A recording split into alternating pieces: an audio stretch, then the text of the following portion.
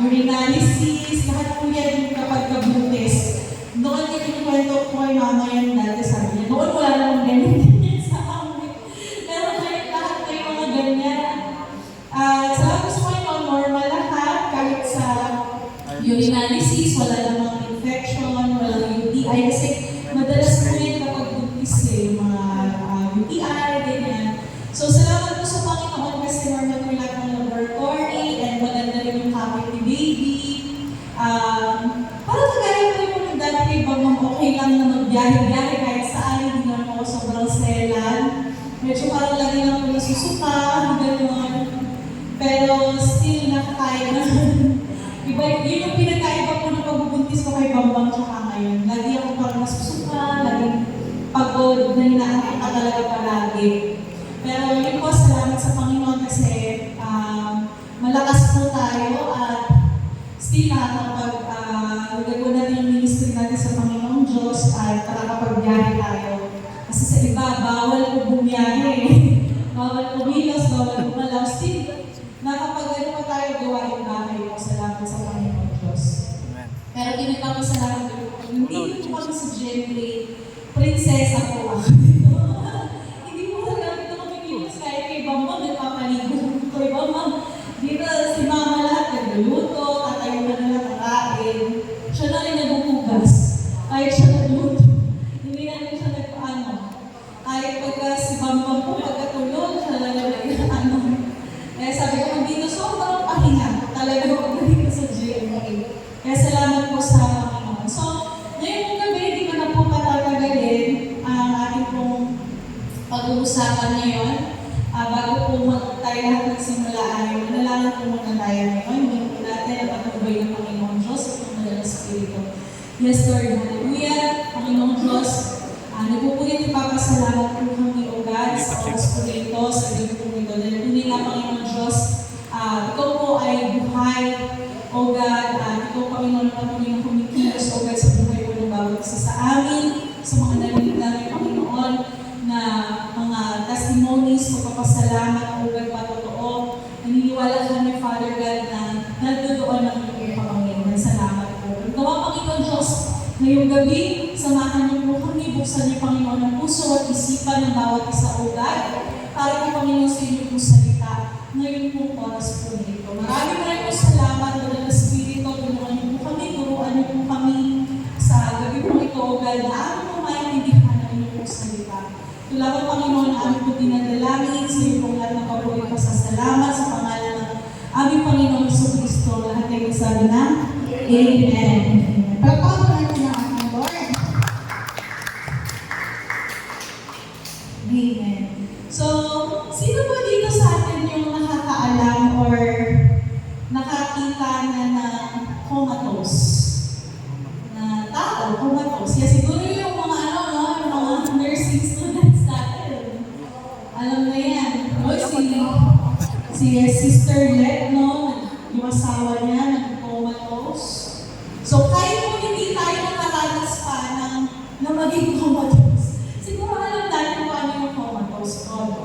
So, yung mga comatose, dinadala yan sa ICU kasi kailangan talaga ng intensive care. Yung talagang care na kinakailangan nila, yung masusi na pag-aalaga kasi madelikado na yan, critical kasi sinabi yung comatose.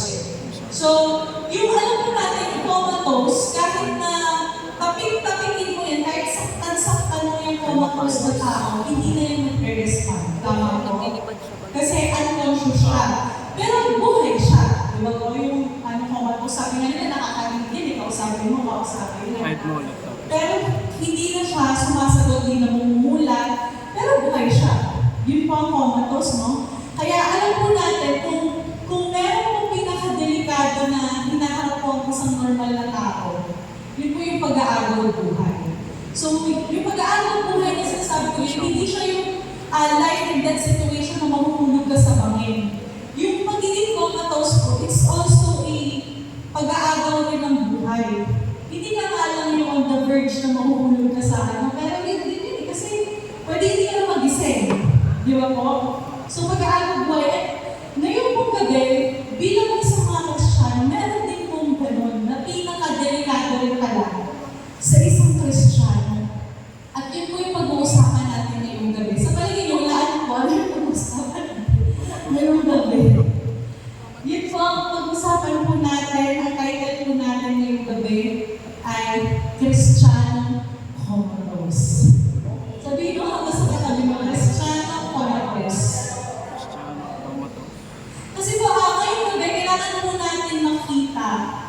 na pwede at meron pong ganitong pangyayari sa isang, hindi pala isa, sa isang Kristiyanohan, sa buong Kristiyanohan, sa isang buhay ng Kristiyano. Meron ganito. So, i-define po natin, ano po ba yung spiritual coma? Yan, sinulat ko po yan dyan. What is spiritual coma? Sabi, ang spiritual coma, it is the state, can be likened to physical coma. Ayan, dito po. Late po kasi minsan nawala dito, minsan nawala doon. Kailangan po kasi natin ng internet, kaya po pwede siya. And it's a state that, that can be likened to physical coma, a condition which is somewhat like being asleep. He is inactive and unconscious, but he is still alive. Since the person can still hear, still beats, and he is still breathing. The patient does not wake up after many hours. He remains in that state of unconsciousness for a few days or weeks, and in rare cases, even for years. So yung spiritual coma daw po, halos kagaya rin ng physical coma. Buhay ka, pero tulog ka. Nagigets niyo po. Comatose, buhay ka, pero tulog ka. Sa spiritual mo na buhay natin, uma-attend ka ng gawain. Sinasabi mo, Kristiyano ka, pero yung totoo, tulog ka. So, paano mo natin maiintindihan mo ito ngayong gabi? Kapag ikaw po ay comatose Christian, ganito po yun kahit anong ganda mo ng preaching na naririnig mo sa harap, kahit gano'ng magaling ng preacher, sabihin natin, sa mga favorite preacher po ninyo, Bong Saki, Peter Tanchi, sa mga bata-bata, Stephen Prado, sino ba? Brother Ed Lapis, Brother Ed Lapis, sino ba yung Brother Eddie Villanueva? Diba? Sino ba? Mga favorite preacher, kahit sino magagaling na preacher dyan, napakinggan mo, ang ilagay dyan sa harap. Pag comatose Christian ka, ang sasabihin mo, walang dating sa akin ng preach. Parang, hindi ko naiintindihan. Parang wala. At ito pa po. Kapag ikaw pala ay comatose Christian, pwede ito din sinasabi mo sa sarili mo, hindi na ako aatin dyan, hindi na ako makikinig dyan. Kasi, yung pastor na yan, ay lang ako na yun, alam ko na yung tuturin, buka ka lang ang bibigyan, alam mo na yung sasabihin yan eh. Alam mo na yung gagawin niya, alam mo na yung sasabihin, ano yung tuturo niya. Pag comatose Christian ka, ganun yung iniisip mo. Parang wala na ng kaamon-amon. Dapat yung sinasabi mo Christian, uma-attend ka. That's comatose Christian.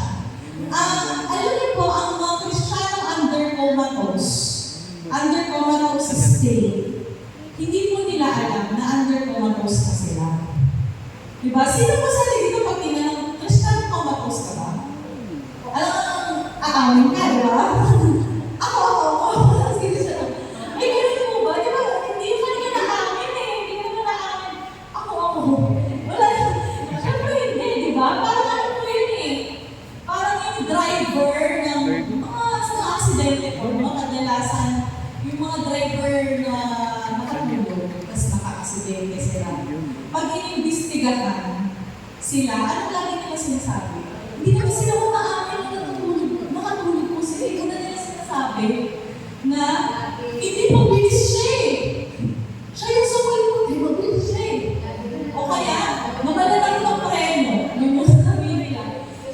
Ganun po tayo eh. Parang ganun din. Ganyan din po yung Kristiyano under comatose, hindi aamin.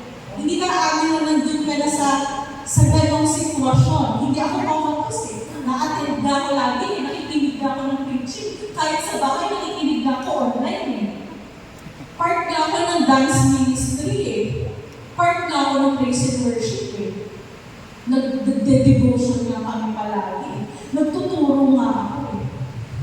Hindi natin alam, hindi natin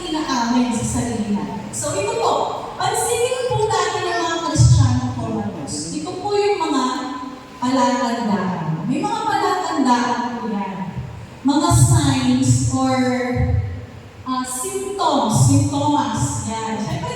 Siyempre, di ba kapag isang sakit naman physical, bago yan natin malaman na yan yung sakit mo, may mga symptoms ka munang mararamdaman.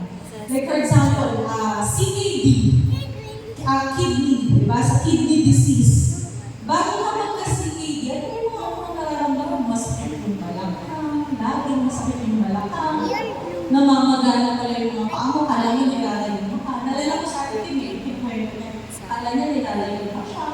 Pero ano pala yun, yung sign na pala yun sa kidney niya, yung mga tubig, iipon na, tapos pag humili ka, mapula kasi yung protein, lumalabas na sa ihi mo. Di ba yung mga symptoms? So, ganun din po. Spiritual mo, ano ba yung mga signs and symptoms ng Kristyanong comatose? Number 1 po, pakinggan niyo po ng mabuti. Unang sign, hindi na masyado nag-quiet time or personal devotion. Sabihin mo sa katabi mo, hindi ka na nagde-devotion. Wala ka ng personal devotion or di ka na nag-quiet time. Kailan mo yung muling nag-quiet time? Personal. Yan. Pero natutuwa po ako, kudos po sa mga praise and worship po natin kapag prayer meeting. Kasi meron po silang devotion talaga. Iba pa po yung devotion pag Saturday. Meron po sila. Before Thursday, nauna po sila dito. Minsan online, yun po yung devotion nila. Salamat po sa Panginoon. Hindi po natin binabaliwalayan. Pero, mahalaga rin po ang personal po na devotion. Amen po ba yun? Baka po kapag hindi na po tayo nagkakaroon ng devotion sa sarili po natin with the Lord, baka po may sintomas na tayo. Nagkakaroon po tayo ng sintomas ng pagiging comatose. Kasi po hindi po sapat na nagde-devotion lang tayo kapag nandito sa church. Kapag Saturday, may devotion naman kami. Ate Jen, kapag Saturday, nag-roleta pa nga kami. Ready na kami. Kasi roleta kami, hindi kami assign para kung sino yung mapili sa roleta, siya yung mag-devotion. Pero ginagawa, pag-traveling na pala, kapag Saturday, yung roleta. Kailangan ko gumawa ng hindi po gano'n, hindi sapat na maatid lang tayo every Sunday, every prayer meeting, na nakikinig lang tayo ng preaching. Pero hindi po sinasabi na huwag na tayo umatid at huwag na makinig. Importante rin po yun, feeding din po yun sa atin. Pero importante din po na magkaroon tayo ng personal devotion. Kaya nga po di ba yung mga maliliit na libro, na devotional books natin, at sa app po, yun ginagamit ko, ang tawag po our daily bread. Diba? Kasi sa Tagalog, yun yung pagkahain araw-araw. Yung pagka-quiet time po natin sa Panginoon, pagkain po natin yung araw-araw. Na spiritual po na buhay natin. Kung hindi na po tayo nagde-devotion, baka malnourished na, no? Wala na po tayong kinakain spiritual. Importante po na meron po tayong quiet time. Pero paano po yung sasabihin sa akin, Ate Jen, sobrang busy ko talaga. Simula umaga, nagtatrabaho ako hanggang gabi. Ate Jen, nasa school ako mula umaga. Hanggang gabi pa yung out ko. Ano yun, Sister Jen, kasi ako may niluluto sa umaga. Gumigising ako, alas 4 na ng madaling araw. Mag-aanong pa ako, nagluluto pa ako. Tapos gusto bumugas pa ako. Magpa-plancha pa ako ng anak ko, ng gabi na. Pero importante po na bigyan po natin ng oras ang pagdidevotion po natin sa ating po Panginoon Diyos, sa salita ng Panginoon Diyos. Kasi po diba, kung nabibigyan natin ng oras yung ibang bagay, sino dito yung nag-i-scroll sa Facebook pag walang ginagawa? Siguro lahat po tayo, no? Lahat tayo may cellphone eh. Nag-i-scroll tayo, nakikita ko active kayo, active now eh. Sa Messenger, nakikita ko. Kahit kung ano sabihin natin na busy natin, meron pa rin yung oras.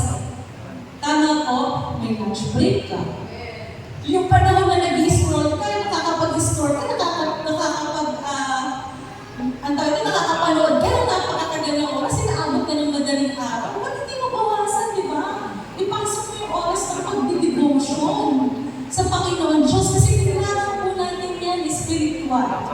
Amen? Unang bagay po, palatandaan na baka Kristiyano comatose ka na, baka hindi ka na masyado nagpa-quiet time. Amen? Kaya po, ang mensahe po natin ngayong gabi, hindi lang po ito para sa mga comatose Christian, kundi pati na rin po sa papunta na sa comatose Christian. Kailangan po natin masuri yung sarili po natin. Hindi ko po ina-exempt yung sarili ko. Lahat po tayo, i-examine po natin ang ating po mga sarili. Pangalawang bagay po na sign or sintomas ng pagiging Kristiyano comatose. Kapag ikaw po ay medyo tinatamad ng manalangin. Kapag kayo tinatamad ka ng manalangin, hindi mo kakain ka na, no? Kakain ka na sa sobrang mong ginagawa. Kakain ka na, nakaganyan ka na, already na, thank you Lord. Hanggang thank you Lord ka na, kain na agad. O kaya pag prayer meeting, oras ng panalangin, imbis na nakikisa tayo sa panalangin, tulog ka na. Tulog ka na, hindi ka na nag-pray, di ba? Kasi pag na Sister Jill, pagod na talaga ako namin. Pero pasabihin niyo po, kapag nag-pray ka, kahit anong pagod mo, hindi ka hantakin. Pag binumuka mo yung bibig mo, para mag-pray, hindi ka hantakin. Pero kapag nakapikit ka lang, hantakin ka talaga. Tama po, kaya makiisa tayo. Kapag medyo tinatamad na tayo manalangin, pwede po, symptoms na, pwede candidate ka na ng spiritual comatose. Ano po ba ang nais ng Panginoon Diyos po sa atin bilang isang church? Sabi po ng Panginoon Diyos, ang nais po niya sa atin, my house shall be called a house of prayer. Kailangan po ba isang church, dapat magagaling ang preacher? Kailangan ba dapat magagaling yung mga nagpapaawit, tumutugtog? Pero, don't get me wrong, hindi ko po sinasabi na dapat hindi na magagaling yung, hindi nagagalingan, hindi na kailangan mag-prepare, mag-practice ng mga tumutugtog, ng mga umaawit, o na lang, diba? Hindi ko po sinasabi na gano'n. Siyempre, they still prepare, yung mga nagpa-practice sila, nire-rehearse sila, yung mga preacher natin, talagang nag-ano sila ng oras nila para mag-prepare, para po maibigay nila yung best kung paano po ibibigay at ibibigay yung salita po ng Panginoon Diyos. Amen? Amen. Dahil sa ng Panginoon Diyos na hindi lang po puro paganda, puro presentation, puro pagalingan sa loob ng church. Ang nais ng Panginoon Diyos, sabi niya, my house shall be called a house of prayer. Amen? Hindi lamang po yung pagandahan ng loob ng church, labas ng church. Pero again, huwag po natin masamahin yun. Sinasabi ko lang po na dapat po balance. Hindi naman natin pwede pabayaan lang na yung church pangit, hindi natin linisin. Sabi kasi hindi ka na, Sister Jen, importante, mapanalangin tayo. Okay na yun. Hindi ko yung sinasabi ko, dapat po balance. Amen? Balance po tayo. At alam po natin, di ba? Alam po natin na prayer po is very powerful. Amen? Kaya nga po, di ba, isang church, kapag wala pong panalangin, kulang at sobrang mahina po ang isa sa mga pundasyon ng church, ng isang Kristyanuhan. Amen po? Dapat po, balance. Kailangan maayos po yung sarili po natin sa harapan po ng ating Panginoon Diyos. Baka mamaya, natayo tayo sa harapan, pero wala ka ng personal na prayer sa buhay mo, wala ka ng personal prayer life. Importante din po yun eh. Kasi di ba lagi po natin sinasabi, ang pagdidevotion sa Panginoon, yan yung paraan niya para kausapin niya tayo. At tayo naman, para kausapin natin ang ating Panginoon Diyos, ang pamamaraan po na yan sa pamagitan po ng pananalangin. Two-way po yan eh. Hindi tayo pwede po, tayo na lang nang sasabi sa Panginoon Diyos pero hindi natin narinig ang salita ng Panginoon Diyos. Ano yung gusto niyang sabihin sa atin. Ganon din po ang Panginoon, hindi naman pwede puro reklamo na lang tayo ng reklamo. Dahil din ang Panginoon na magkaroon tayo ng quality time sa pamagitan naman po ng pananalangin. Iba pa rin yung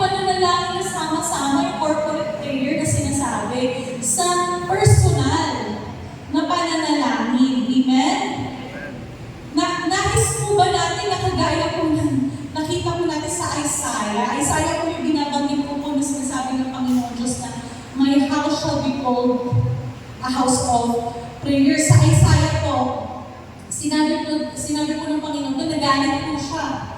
Kasi yung church po, pininigaw ko po na mga magnanakaw. Nagalit po siya.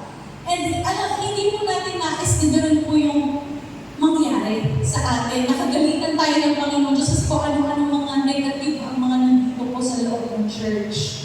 Amen. Tuwa tayo mas harap, pero yung personal mo na buhay, hindi naman lumalago. Diba tatayo tayo sa harap na di okay lang. Nagbe-devotion naman kami kapag Saturday. Nagpe-prayer meeting naman kami, may prayer naman kami, corporate prayer ng Sunday ng umaga bago tumayo eh. Hindi po yun sapat. Kailangan meron tayong personal. Amen po? Ang sabi ng Panginoon, my house shall be called a house of prayer. Sabihin mo nga po yan sa katabi mo.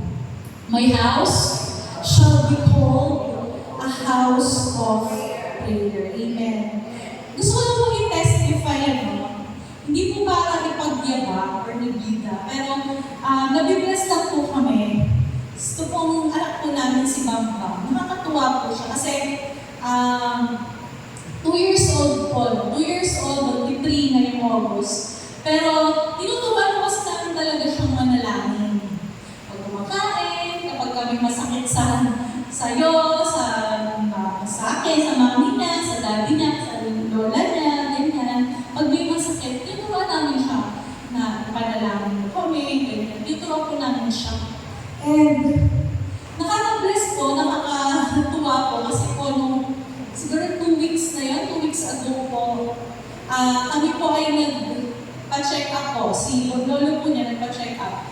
Then after that day po ng check up, hindi po 100% na maganda yung naging resulta.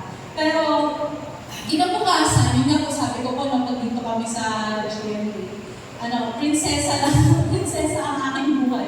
So, lola na tagaluto, nagluluto, ganyan.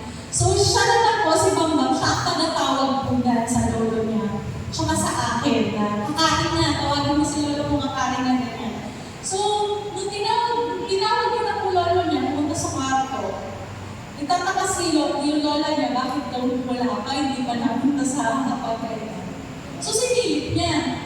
Pag silip ng lola niya, nakita niya po, nagpipray sila, maglolo. At alam mo nakaka-bless po doon. Naka-lay hands po siya. Nakaganyan po siya sa ulo ng lolo niya. Pinagpipray po niya yung lolo niya, sabi po ni mama. Then, after po nun, narinig po sila, nagpipray sila, worship sila. Eh, pag yan po kumakanta, medyo ano po yan eh, bibo yan, mahiyain lang. Sa harap tayo ng tao. Ano po yan? Gawagyan po yan. Hallelujah! Amen! Gawagyan po yan kapag kayo kung nag-aawitan po ako sa bahay. Nakaka-bless po, nakakatuwa na sa murang edad po ng bata. Na kung ano po yung tinuturo mo sa bata, kung ano yung nakikita, mas effective po yun. Kapag tinuturuan mo siya, at the same time nakikita po niya. Sobrang powerful po yun. Kaya I encourage po every one of us na kahit maliit pa po yung mga anak natin, kahit maliit, kahit malaki na yung anak natin, kahit nagtatrabaho niya yung anak natin, kung nasa atin pa yung mga anak natin, isama po natin sila sa church. Kasi ano po yan hindi po yung mawawala ng kabuluhan. Amen? Hindi po sapat yung excuse na bata pa kasi hindi pa nila naiintindihan. Hindi po totoo yun. Alam niyo pa bata na ito, marunong mag-praise and worship. Pero nakikita niyo po kasi yun kapag Sunday, di ba po, yung mga bata nakikita po nila yan, hindi lang po si Bamba. Tapos sila Kisha, sila Baby Josh, nakikita niyo po sila, marunong sila mag-worship sa murang edad nila. Hindi pa 100% na naiintindihan nila, pero may epekto po yun sa buhay nila habang lumalaki po sila. Kaya I encourage po everyone na dalhin natin kayo mga anak po natin dito po sa bahay-sambahan ng Panginoon Diyos kasi malaki po ang epekto po niya. May power po yan. Amen? Amen. What a sight to see po na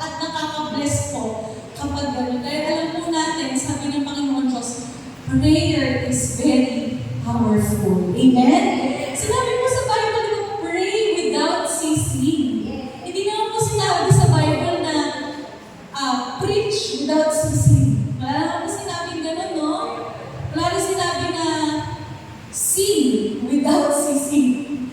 Diba? Pero di ko po sinasabi na huwag na tayo mag-preach, huwag na tayo mag-praise and worship.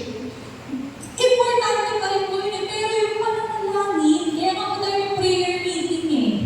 Sa kalagitnaan po ng week, para po maging malakas. Diba po kasi pag wala panalangin po ang church, mahina po ang pundasyon. Amen? Ganun din po sa buhay natin. Naalala ko po dati si Ate Ems, ang favorite daw niya na team dati sa Alabang Church. Yun yung lagi narinig sa kanya kahit yung bata pa ako, sabi niya, yung naaalala niya ng team. A prayerful Christian is a powerful Christian. And a prayerless Christian is a powerless Christian. Totoo po yun, amen?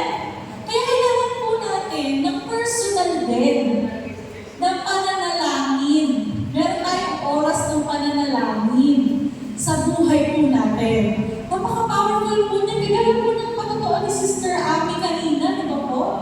Malayo siya. O nga naman po na nasa far view siya. Far view. Malayo. Ano ang gagawin niya ng Abby kahit tumakbuhan naman siya? Di ba? Prayer. Amen? Powerful. At nakita po natin yung pagtubo ng Panginoon Diyos, yung pananampalataya. Prayer na may pananampalataya. Pero, kailangan po natin suriin yung sarili natin kung wala na tinatamad na tayo manalangin. Baka po, kandidato na tayo. Hindi ng anong kandidato sa mga eleksyon, ha? Baka kandidato na po tayo ng pagiging comatose Christian. So ngayon po, alam na natin yung mga sintomas. So malapit na tayo matapos, kung kayo mag-alala. Alam na natin yung mga sintomas. So ngayon, ano po ba ang dapat gawin para hindi po tayo mapunta sa pagiging comatose? O para hindi tayo ma-comatose? Siyempre, kailangan natin ng prevention. Kailangan po para hindi matuloy yung CKD, yung kidney disease, di ba? Kailangan uminom ka ng tubig. Kailangan mag-exercise ka. Kailangan ganito, di ba? May gamot ka ng inumin, ganyan. Kailangan ng preventive action. So, ano nga ba po yung gagawin? Number 1, galaw-galaw din para hindi ma-comatose. Ay, sorry po. Para hindi ma-comatose. Galaw-galaw din. Ano ba yung ibig sabihin mo dyan? Kanina nga po sabi ko, di ba? Yung mga matataas ng cholesterol. Yung iba kailangan everyday, meron silang goal na 10,000 steps. Kailangan makumpleto nila yun. Exercise sila, walking, mag-jogging, di ba? Kailangan makumpleto yun everyday para pumuyat sila. Kasabay ng pagpayat nila, kakain sila ng mga nutritious na pagkain para hindi na mataas yung nila, yung cholesterol nila. Tama po. Ganun din po sa pagiging sa buhay, Kristiyano. Galaw-galaw din para hindi ma-comatose. Wala naman tayo ibang pinagkakabisihan o ginagawa sa buhay masyado. Kaya pwede po tayo umattend ng mga gawain ng ating Panginoon Diyos. Hindi ko naman po talaga sinasabi na kung tayo wala na tayo pinagkakabisihan. Pero, ang ibig sabihin ko po dito, dapat po nagbibigay tayo ng oras, gumagalaw tayo, kumikilos tayo sa gawain ng ating Panginoong Diyos. Amen po ba? Magpakabisi po tayo sa gawain ng Lord. Umattend ka ng prayer meeting. Gabi naman, wala ka nang ibang gagawin. Hindi kasi ako medyo 6:30 yung labas ko sa school, sa work. 6:30 di ba yung saan ka nag-aaral, babe? Di ko lang natin sa Atisi. Alam lang mo. Atisi na lang kapit ba? Dito lang ako nag-aaral sa Apandis na. Kaya G-Mats. Hindi ko nakabal ka dito sa church. Ito si Mom Medyo na, ay wow, 2 hours ang biyahe, babe. 2 hours ang biyahe. Tapos na yung church pagdating. Diba, galaw-galaw, para hindi tayo makomatos. Marami mong paraan. Di ba lagi nang sinasabi, kung gusto, palaging may. Kung ayaw, maraming dahilan.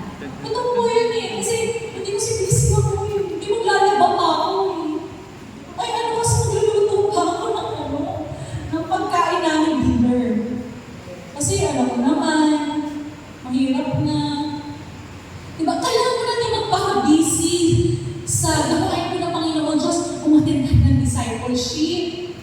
Diba? Umattend tayo ng witnessing, prayer meeting. Sabi po in Romans chapter 13, verse 11 to 13, sabi po dyan, Romans chapter 13, 11 to 13, sabi po, you must do this because you know that the time has come for you to wake up from your sleep. For the moment when we will be saved is closer now than it was when we first believed. Verse 12, the night is nearly over, day is almost here.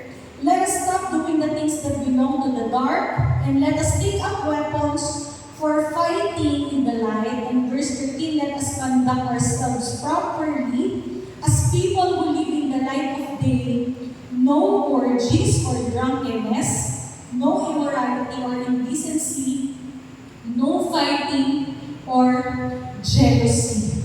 Sabi po in verse 11, the hour has already come for you to wake up from your slumber. Sabi po sa ibang version.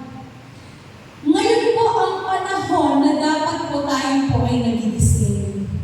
Hindi po patulog-tulog. Nagigising po. Dahil kapag lagi po tayong tulog, maaari po maraming mawala po sa atin. Pwede tayo manakawan. Diba yung mga magnanakaw? Kailan ba yung nagnanakaw? Diba sa oras ng tulog? Yung mga tao. Pero sa panahon kasi ngayon, di ba kahit tanghaling dapat may nagnanakaw? Pero pansin niyo, pag inimbestigahan sila, ba't sila nagnanakaw kahit tanghaling dapat? Kasi mga nakadroga. Wala silang pakialam kung mahuli sila o hindi. Kasi pag tinanong mo, ano dahilan? Wala, trip ko lang. Hay nakadroga eh. Pero yung mga nagnanakaw na ayaw mong pahuli, hindi mo nagnanakaw sa tanghaling tapat. Kasi ayaw nila magpahuli. Magnanakaw sila kapag hindi alam ng tao. Habang tulog ka. Ngayon gabi po, kailangan po ma-realize po natin, o ma-assess po natin, kung tayo po ba ay nasa ganito na po sitwasyon. Kesa po, hindi po natin ma-treat or magamot po ng tama. Amen? Parang sa kalusugan lang po natin. Kung hindi po natin sasabihin sa doktor kung ano po yung totoong nararamdaman natin mga sintomas, hindi po tayo mabibigyan ng tamang gamot. Hindi po tayo mabibigyan ng tamang lunas. Ang mangyayari po na pag hindi mo kinumpleto yung lahat ng sintomas na nararamdaman mo, mabigyan ka pa ng gamot na mali, mas lalo pa lumala. Tama po? Yung tamang dosage, hindi ka lumigay sa'yo, nangyari, mamaya magkaroon ka pa ng antibiotic resistance. Imbis na hindi ka naman dapat i-antibiotic. Kailangan po i-address, kailangan po ma-realize po natin, ma-assess natin kung nandito ba tayo sa ganito pong sitwasyon. Amen po? Sin also is true sa ating pong physical at sa ating pong spiritual. If pride po, maiiralin po natin na hindi po tayo marunong lumapit sa Panginoon Diyos, hindi po tayo marunong lumapit sa spiritual na leader po natin, mga kaibigan po natin sa Panginoon, hindi po tayo ma-assess ng tama. Di ba po alam yung kasabihan na tawag yung tingin-tingin naman sa salamin? Di ba? Puna ka lang muna ng puwing ng iba, pero ikaw laki-laki pala ng puwing mo sa sarili mong mata. Tingin-tingin din sa salamin. Di ba? Nagsalita, coming from you, ha? Di ba? Yung mga ganyan sinasabi, bakit po? Bakit nauso yan? Sinasabi po na yan? Kasi po, bilang sa sarili po natin, hindi po natin nakikita yung mali sa sarili po natin eh. Hindi po natin yan napapansin sa sarili natin. Kagaya na ng pagtaba, pagpayat. Diba, ang tingin natin lagi sa sarili natin, mataba ka. O kaya, ay, okay naman ako, sexy ako. Pero yung ibang tao, na lagi nakakakita sa'yo, lagi mo nakakasama, sila yung unang nakakapansin ng pagkakaiba sa'yo. Kaya dapat po, marunong tayo lumapit sa Panginoon, marunong tayo lumapit sa spiritual leaders po natin, mga kapatid na sa ating Panginoon. Pero kung pray po yung paikiralin po natin, hindi po tayo maa-assess ng tama. Amen po? Hindi po natin malulunod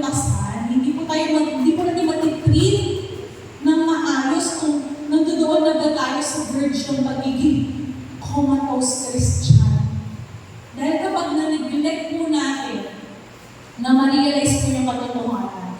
Yung mga symptoms po natin na yan, lala po ng lala. Hanggang sa lumayo ka na sa Panginoon Diyos.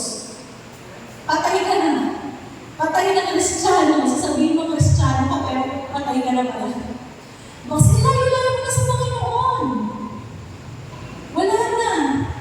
Dalawang bagay lang po yung pwede mangyari sa atin kapag hindi po tayo nagising sa katotohanan. Na tayo po ay nasa stage na po ng comatose or nandun ka na sa papunta sa pagiging comatose. Unang bagay po, mawawalan ka na ng desire sa presensya ng Diyos. Kapag hindi po tayo nagising sa katotohanan. Di ba dati excited ka? Di ba yung unang pagkakakilala mo sa Panginoon, yung first love mo? Excited ka pagkagising mo, nasa na yung ano ko? Nasa na yung devotional notebook ko? Pagkagising mo pala, pipray ka na agad, no? Tapos, ang tagal naman mag-Sunday. Saan mag-Sunday? Naka-ready na yung mga damit mo, no? Naka-plancha, naka-ready na lahat, excited ka lagi. Pero pagka nandun ka na sa verge ng pagiging spiritual coma, hindi mo na po yung nararanasan, nawawalan ka na pala ng desire sa presensya ng ating Panginoon Diyos. Tatamarin ka na. Sabihin mo sa katabi mo, tatamarin ka na. Wala ka ng gana. Dati excited ka na umattend sa church, ngayon, tatamarin ka na, wala ka ng gana. May discipleship po tayo every after service. Hindi ka na-attend kasi tatamarin ka na. Wala ka ng gana. Ang init-init ko kasi sa church, ang habang tapos pag may discipleship. Pero sa church, wala naman magkain. Tatamarin ka na, wala ka ng gana. Diba dati excited ka mag-prayer meeting? Pero pag nasa verge ka na ng magiging spiritual coma, yung prayer meeting, hindi, 6:30 na yun. Late na ako. Okay lang, may dahilan na ako. 6:30 na yun. Late na ako. Hindi na ako akin.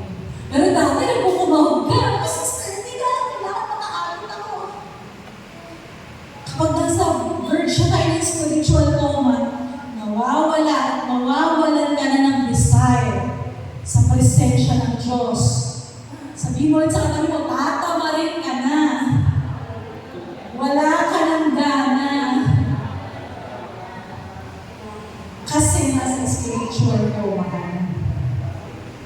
Pangalawa po, kapag hindi mo tayo nagising sa katotohanan na nandun na tayo papunta sa spiritual coma, maaaring parte po tayo ng 5 matatalinong virgin na nag-aantay sa bridegroom na may dalang reserve na oil at pwedeng part ka ng 5 virgin na nag-aantay na walang reserve na dala habang nag-aantay. So, pangalawang bagay, ibig ko lang po sabihin, pangalawang bagay na pwedeng mangyari sa'yo. Pag di ka nagising sa katotohanan, baka maiwan ka. Sabi mo sa katabi mo, baka maiwan ka. Gusto mo ba yun? Gusto mo ba yun? Ang comatose patient po, hindi po nila alam na comatose sila eh. Di ba po? Kasi unconscious po sila. Kaya nga po, di ba yung mga matagal na coma, kahit sabihin mo 3 days, 1 week, yung ibang rare cases po, di ba, years. Pero pag nagising sila, pagkagaling nila sa coma, ano po akala nila? Kahapon lang nangyari. Kasi tulog sila, hindi nila alam. Pero sa atin, years na yung dumaan sila. Kala nila kahapon na. Kaya mamapalag po tayo ngayong gabi. Dahil narinig po natin itong mensahe nito. Dahil naniniwala po ako na pinapaalam po sa atin ng Panginoong Diyos na baka po nasa spiritual coma na pala tayo. Amen? Sino po yung mag-i-amen? Amen? Na baka pala kailangan na po pala natin magising sa katotohanan po, no? Amen? Sa medical terms po, meron po sila sinasabi na 4 na stages ng pagiging coma. Yung una, hindi po siya talaga totally coma. Yung coma talaga. Number 1 po yung parang drowsiness. Yung parang alam mo yung parang tulog ka. Yung parang nalimpungatan. Yung hindi mo alam yung nangyayari, pero sumasagot ka. Parang, bibili ako ng ano bukas ng iPhone 7. Tapos ikaw tulog ka na sa iPhone talaga. sige, nasagot ka pero kinabukasan hindi mo alam na sumagot ka pala, gano'n. Yun lang po yung una. Pangalawa, may muwang ka, nakakamulat ka ng mata, pero kahit wala kang nararamdaman, parang paralyzed, parang gano'n. Kailangan mo pang saktan, kailangan mo pang open. Ganyan. If may nararamdaman ka. Pangatlo po, ito yung hindi ka nakakamulat ng mata, unconscious ka, pero kailangan mo pang sigaw-sigawan, kailangan mo pang tapik-tapik, kising, gano'n. Yung mga na-unconscious, mga himatay, mga kailangan mo kising, matagal na oras na pala, ginigising. Kailangan pang gano'n para magising.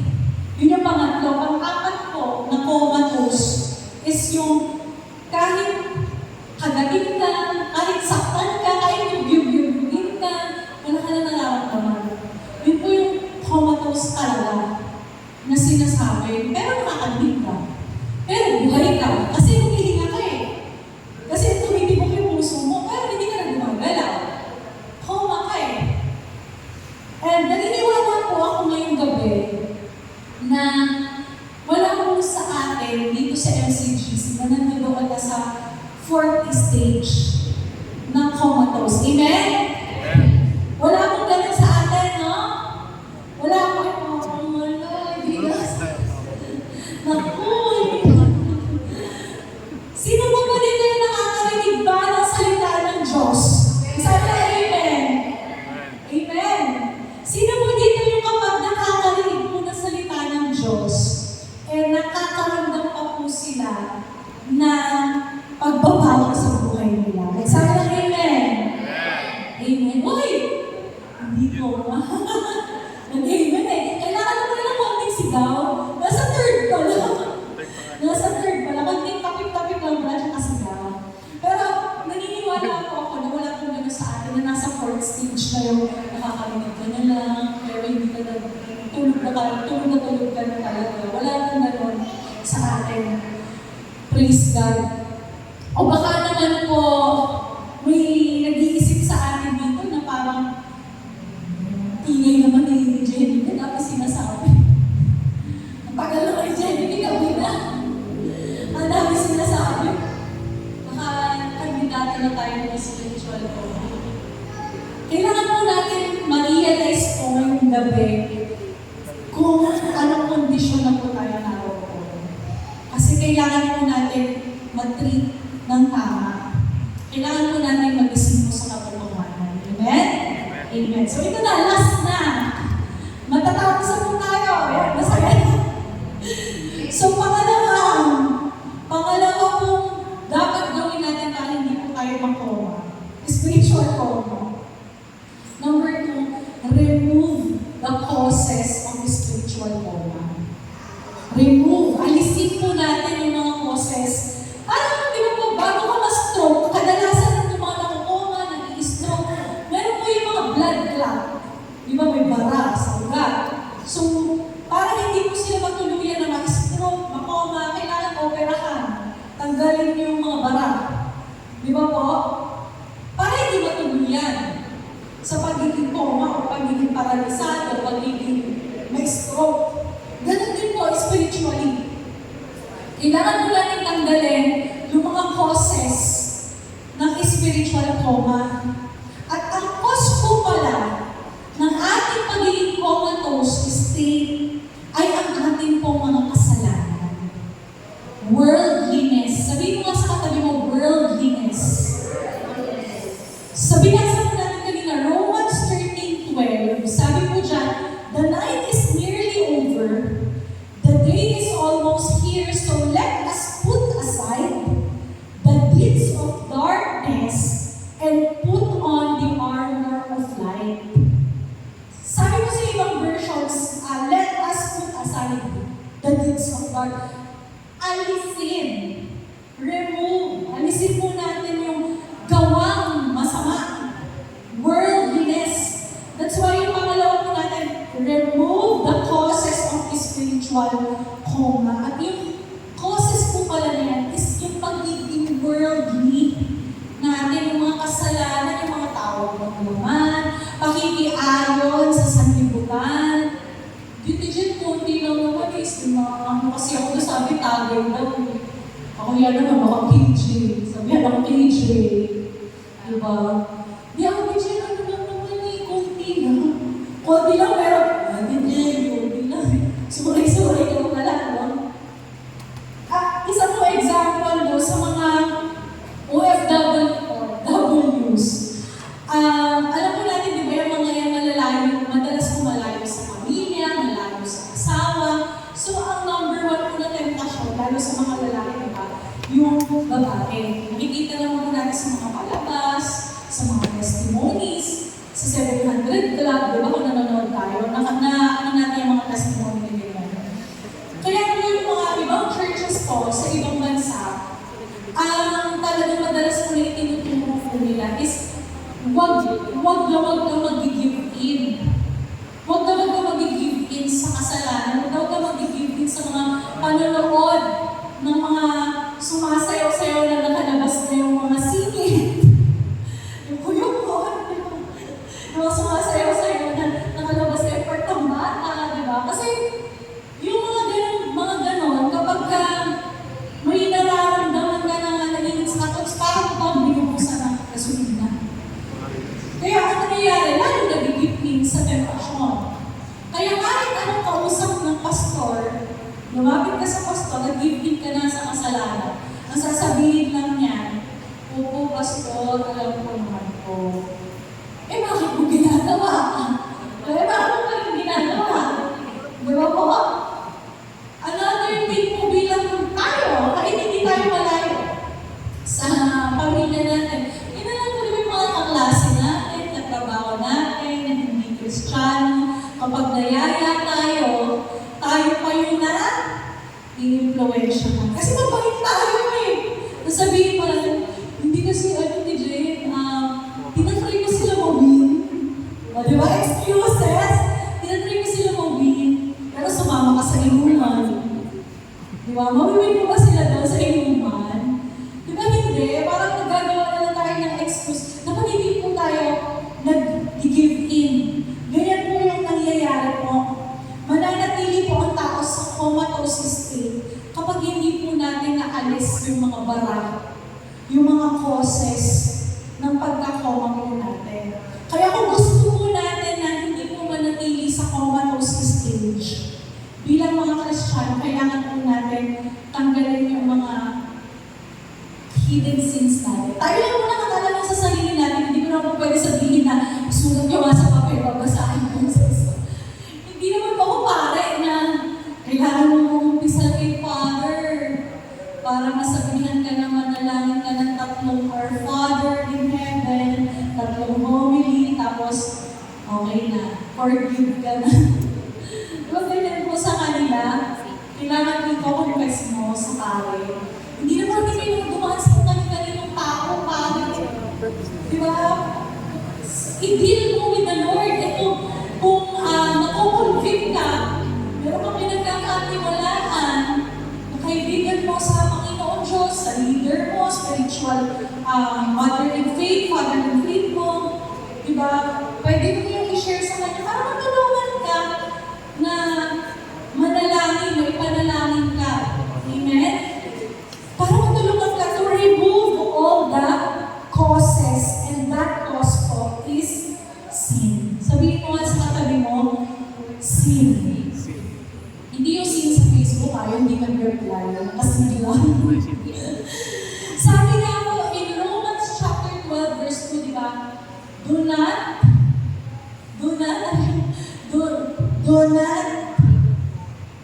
kalimutan ko tuloy, Romans 12, chapter 2, do not conform to the pattern of this world, sabi, di ba? But, be transformed by the renewing of your mind, that you may prove what is the good and acceptable and perfect will of God. Hindi po tayo dapat nakikicompromise at nakikisang-ayon po sa mundo. Amen po? Dapat tayo po yung nagbibigay ng influensya sa iba.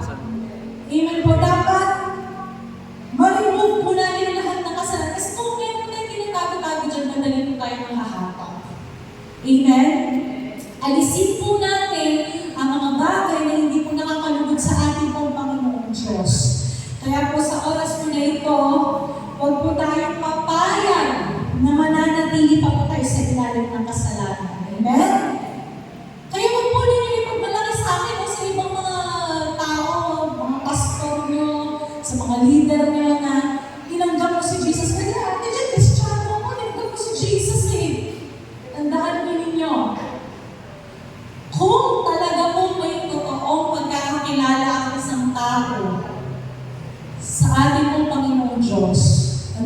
ito, makikita mo yan sa kanyang mga gawa.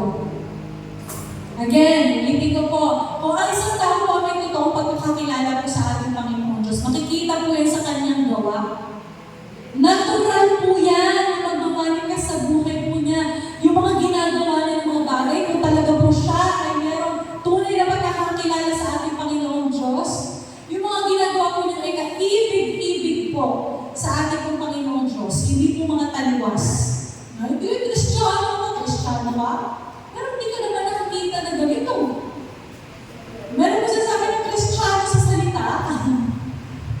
Kristiyano, pinagbabalas na makikita mo sa Facebook niya na may verse. Pero pag scroll mo ng timeline niya, mga pinagpupost, mga mura. Nakikita mo, pinagpupost, galit sa gobyerno, pinagmumura na ang gobyerno. Pero Kristiyano ako, hindi siya. May verse ako sa may pa ako niyan. Pinatato ko pa yan, yung favorite verse ko. Kristiyano ako. Again, ulitin ko po, ang tunay na nakakakilala at nakakilala po sa ating Panginoon Diyos, makikita po yan sa kanyang gawa. Kahit anong sabihin mo yan, pag-display pa yan, laging tatak mo pa dyan, na meron kang tumanggap ka kay Jesus Christ, pero hindi nakikita sa gawa mo. You have to remove all the causes. You have to remove all the causes. Baka nga tumanggap, pero tulog. Tulog pala. Nakoma na pala. Nakomatose na pala. Kaya sabihin mo sa katabi mo, Boy! Ikaw! Gising na! Gising na bago pa mahuli ang lahat. Amen? Amen. Ngayon pong gabi, naniniwala po ako na hindi po aksidente po mensahe po na ito sa atin. Dahil naniniwala po ako na pinadala po ito ng Panginoon Diyos ngayong gabi dahil gusto niya po na lahat po tayo ay mag-isip. Hindi po kayo lang, hindi po ako lang. Lahat po tayo, buong MCGC. Amen? Amen. So, ngayon pong gabi, kapatid, huwag na po tayo mamuhay sa mga bagay po na hindi po nakakalugod po sa ating Panginoon Diyos. Amen? Amen. Mamuhay po tayo na ayon po sa ating Panginoon Diyos. Nawa po sa atin ay wala po matuluyan at papunta sa pagiging spiritual comatose. Amen. So, uli ng Panginoon Diyos, tayo po lahat ay manalangin. Yes, Lord, hallelujah. Panginoon Diyos, maraming po salamat sa inyo pong mga salita ngayong gabi na aming pong narinig, O God. Salamat po dahil kami ay patuloy niyo pong pinapaalalahanan. Naniniwala kami, Panginoon Diyos, na ito po mga salita niyo po ngayong gabi ay hindi po ito aksidente na aming pong narinig, kundi Panginoon, meron pa po, O God, na nire-reveal sa bawat isa po sa amin. Tulungan niyo kami, Panginoon Diyos, na ma-assess po namin ang aming po mga sarili, O God, at magkaroon kami ng mga bukas na puso at isipan, O God, na tuluyan kami lumapit po sa inyo at ma-share din po, Panginoon, namin sa iba, O God, ang mga narinig po namin ngayong gabi, Lord. Kaya naman po, kayo po ang patuloy na tumulong, Panginoon, sa bawat isa po sa amin upang kami, Panginoon, magkaroon ng paglago po sa inyong pong pangalan, sa pagkakakilala po namin sa inyo at ang aming pong buhay espiritual. Maraming po salamat. Nawa, Panginoon Diyos, sa inyohan niyo, Panginoon, ang inyong pumul ng Espiritu, ang mga salita ng Panginoon na aming pong narinig sa gabi pong ito. Maraming po salamat, Lord. Ito lang po ang aming dinadalangin in the mighty name of Jesus. And everybody say, Amen.